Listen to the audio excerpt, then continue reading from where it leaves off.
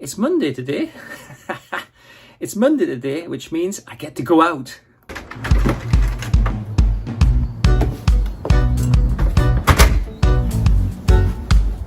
Now, of course, it's not a big deal going out, except it was a wet weekend, so I didn't get out very much. And sometimes I'm so busy during the week, I don't get out for a few days. So it's Monday. Now, Monday means I can go for a walk and I can have a coffee. But I particularly want to show you something. And it's going to seem like a very ordinary thing, but inside it, it captures one of the most profound ideas, I think, that you need to know about if you're interested in getting rid of any addictive or mental health problem, because it's simple but profound. It's a little bit cool though. Let me tell you a quick story. A fish tank. Two young fishes are swimming along, and then there's an older fish swimming this way. The older fish says to the two young fishes, "Morning boys, how's the water?" The two young fishes swim on, and then one young fish turns to the other one and says, "What's water?" Now, what I want to talk about today is what's water. Let me ask you another question. How's the air? Oh, bit cold, bit windy? Yeah. When was the last time you thought about the air? Probably never. Well, not very often, right? Water? Don't even notice it. Air? Don't even notice it. How's the psychology going today? Well, probably you haven't noticed it. You might feel the effects of it, but you haven't noticed it. So, water, extremely powerful. Don't notice it. Tidal waves. Air, extremely powerful. Don't notice it. Tornadoes. Psychology, extremely powerful. Don't notice it. It can seriously do you some damage. It can kill you. So these are unseen forces, let's say, right? And I'm going to talk about the fourth unseen force. You don't know about it, you don't see it. It is extraordinarily powerful.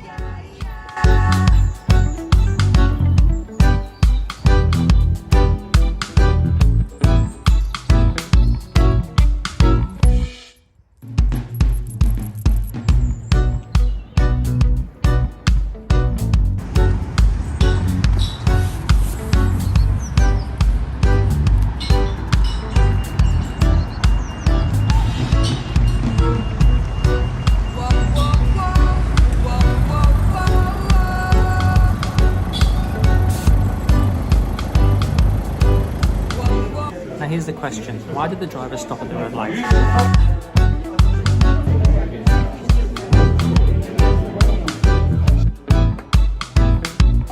I know that you're likely to say because someone pressed the button and it's a red light and you have to stop at red lights. And I agree with that, that's all absolutely true. Here's the question though, did the driver have a choice?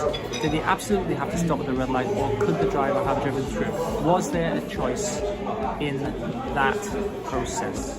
I apologise for the wind noise and for the ambient noise in the cafe. I was using my phone and it picks up a lot of extra noise. So I've come into my study to finish this video. Okay, so I asked you to pay attention to the cars at the red traffic light. And then I said, why did the cars stop? The obvious answer is that the cars stopped because the light was red. I agree with you. But then I asked the question, but did the drivers have a choice? Now, you kind of go, well, yeah, but they had a choice not to stop. But why would you do that? Because the rules of the road say that you've got to stop. Yeah, it makes perfect sense. I can't go to the party because I'm anxious. I can't go on the aeroplane because I might have a panic attack. I can't go on the train because I might have a panic attack. My work makes me stressed. He makes me angry. My little kid, seems out of control. I don't know what to do. I feel so upset. So these are all examples of the same kind of logic. I stopped because the light was red. I am stressed because my job makes me stressed, or my job makes me stressed. I can't do that because I'm anxious. I can't do that because I'm depressed. So the traffic light is a small example of a bigger principle, and it's this. We have an awful lot more control over things than we attribute to ourselves. We assume my job makes me stressed. No, your job does not make you stressed. You make yourself stressed and you blame your job. I can't go because I'm anxious. No, you can go, but because you've given away your power and control to anxiety, you don't feel that you have enough emotional resources to do it. So this brings us to this concept, right? As a general principle, you have all of the emotional power and control you need to do all of the things that you need to do in your life. It's true for everybody, more or less.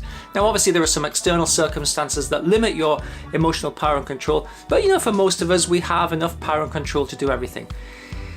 You might say, well, I don't agree with that because I don't feel like I have any power and control. Well, no, that's okay, because if you have a mental health problem, or you're stressed, or you have relationship problems, really any kind of significant psychological problem, it feels like your power and control, your emotional power and control, is significantly reduced.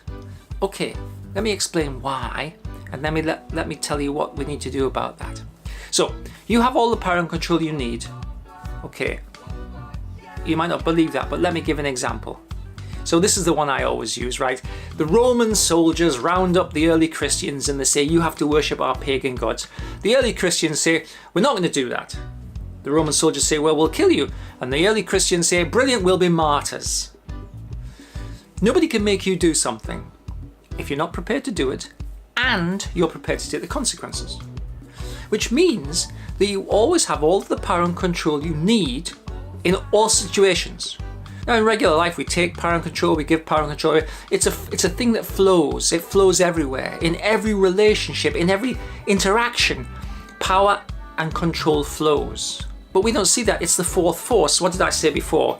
How's the water, boys? What's the air like? What's the psychology like? How's the power and control? Now, if you have any kind of psychological problem, you're likely to say, I don't feel like I have much emotional control. And some people say to me, I feel like I have none. How you try to get that power and control back is probably one of the key contributors to most mental health problems. What does that mean? Well, I don't feel like I have much power and control. I feel really anxious. I can't do that. Therefore, I avoid doing it. A big part of anxiety, probably a third of the whole anxiety presentation, is avoiding stuff. That makes things worse. I don't feel very good about myself, so I don't participate. I've got depression. I don't feel like I have control over my body. Don't go on the aeroplane, don't go on the train, don't go on the motorway, don't go in the car, don't go out of the house even. So our solution to our feeling of not having enough power and control exacerbates, magnifies the problem. And that's what generally takes people to therapy. I can't go out of the house. Okay, going out of the house is not the problem. Not having enough power and control is the core problem. Okay, you have all the power and control you need. You give it away. And the example that I started off with is that you give it away to the red traffic light. That's fine, we all do it.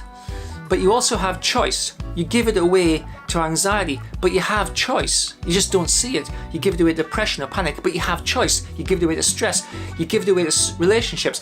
He makes me so angry. He doesn't make you angry. You choose to be angry. She makes me so mad. No, she doesn't. You choose to be mad. Anxiety stops me from doing this. No, it doesn't. You choose to allow anxiety to be in charge. I can't go on the train because I might panic. No, you allow panic to be the thing that tells you what to do.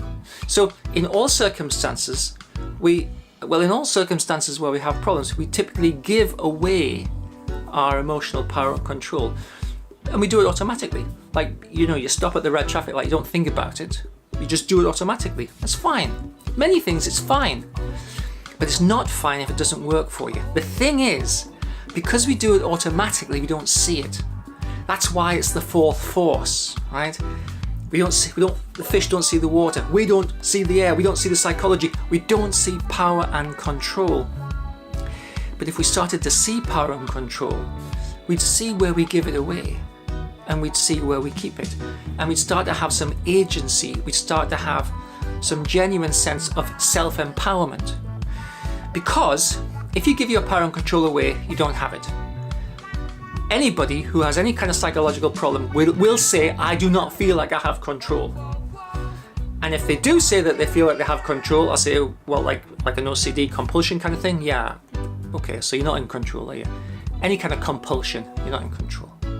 So this is the thing that I wanted to talk about today.